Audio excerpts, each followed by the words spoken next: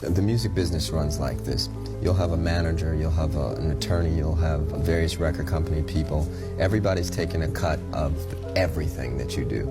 So when you're in the fold, when you're in the club and everybody's getting a piece of everything, your tour, your publishing, any endorsements, and when they're getting a piece of all of that, you will have hit records. The moment you step away from that and you want to, in fact, take control of your own life, your own experience, then you'll find you're not hot anymore. We had an FBI consultant on the picture telling me that they can use your ADT security box microphone to get your stuff that's going on in your house, or OnStar, they could shut your car down. And he told me that 1 in 5 phone calls that you make are recorded and logged. And I laughed at him, and then he played back a phone conversation I'd had 2 years prior to joining the picture, the FBI consultant. And it was like one of those phone calls, was like, you know, what are you wearing type of things.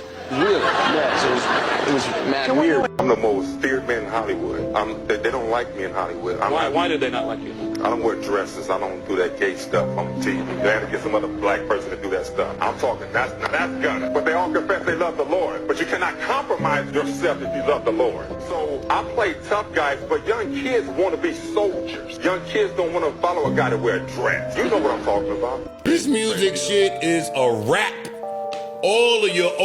I'm saying all of the musicians are broke. They tricking y'all with the words in these contracts. They tricking y'all into thinking that y'all are real partners.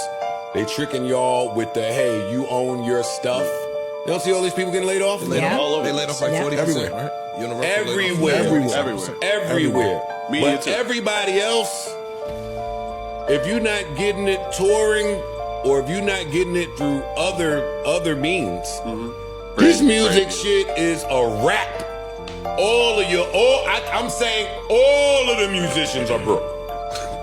Relative to what you bring in. Now, I do think that there is plenty of ways to make money as independents. Low overhead, it's not expensive to make these albums, you're making them at home or wherever, and you're building a reasonable fan base, and you're selling physical and merch.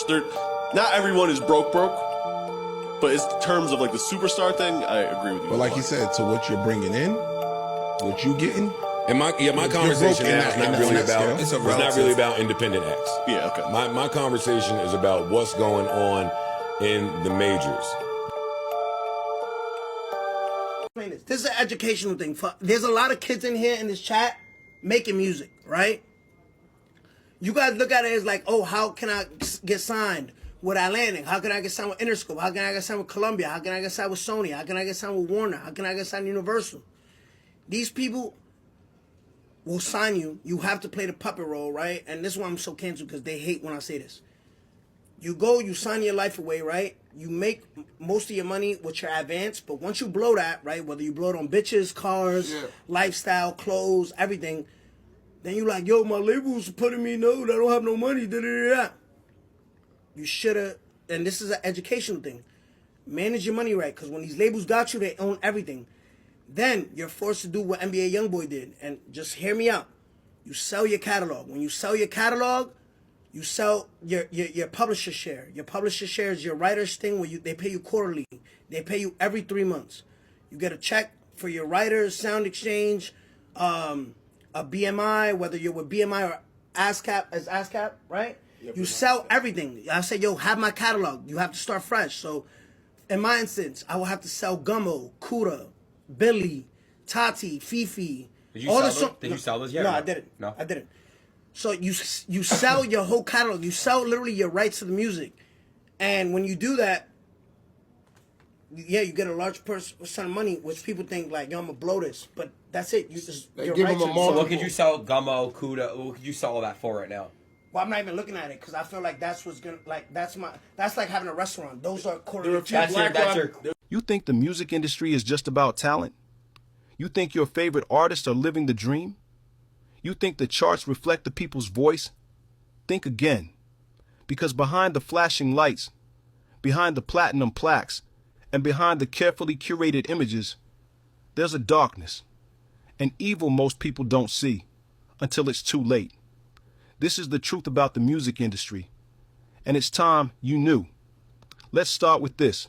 The music industry is not about music. It's about control. It's about ownership. It's about using artists as products while draining them for everything they've got, creatively, mentally, spiritually.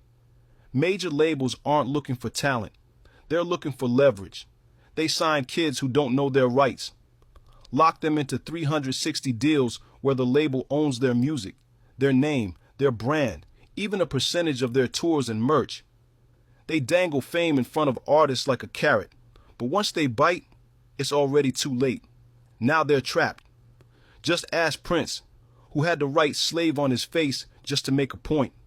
Ask Michael Jackson, who publicly called out Sony for being evil. Ask Kanye, who exposed Universal for hiding contracts and refusing to sell masters back. Ask any independent artist who's ever had a taste of the system and tried to get out. You don't leave the industry. You either play by their rules or you get played. The industry doesn't just exploit talent. It manufactures artists, controls narratives, and decides who makes it and who gets buried. Artists with real messages, silenced. Artists who fight for ownership, blackballed. Artists who speak truth, labeled crazy. There's a reason the ones who expose too much end up broke, blacklisted, or dead. You think Whitney Houston drowned in a hotel bathtub the night before Clive Davis's industry party? That's a coincidence? You think Michael Jackson just happened to die right before a major comeback tour, right after buying the rights to half the industry's catalog? You think artists keep ODing all by accident? Come on, wake up. This is bigger than music. This is spiritual warfare, because when you sign that deal, you're not just signing a contract. You're signing your soul. And they'll push you to the edge for content. They'll encourage the drugs, the violence, the toxicity, because that sells. They'll pit artists against each other, push trauma as branding. And when you break down, they'll call it the price of fame. Nah, it's the price of slavery. Modern day slavery in a glitter wrap package. So what can you do? Start by thinking different. Support independent artists. Question what the media feeds you. And if you're an artist, own your masters. Learn the business. Because if you don't, the business will learn you. This isn't a game. This is Pitch Track Digital. And we're here to expose the truth they don't want you to hear. Because music is supposed to free people, not enslave them. Stay woke. Stay independent. Stay dangerous. Some people find it odd that when we win anything in this game, we give praise back unto God. Well, in somebody else's game, any triumph makes us feel blessed. When it's your game, you make the rules, everything comes easy. All your friends are in key positions, so when you decide you don't want to play anymore, you never leave empty-handed. Can somebody say golden parachute? It's not your game. You didn't make the rules. Everything comes hard. As long as you're signed to a contract, you're going to take a minority share of the winnings. Select few of us will do well. The majority will not. As a people, we'll be considered a minority. But stop. Let's take a moment and look at yourselves. There's nothing minor about you. You are a blessed people. You're the most talented on earth, and you are still grateful.